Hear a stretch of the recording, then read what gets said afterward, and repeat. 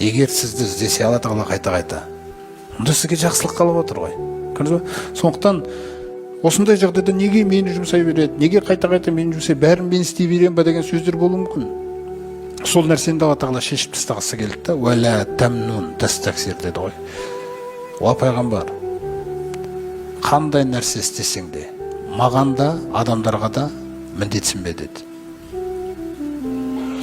Сен міндетсінетін ешқандай орын жоқ дейді бұл жерде. Егер сіз біреуге жақсылық жасасаңыз, сол жақсылықты жасауыңызға кім мүмкіндік туғызды? Алла. Енді сіз міндетсінетін, сол жерде өзіңіздің орныңызды көрсететін жол бар ма? Жоқ.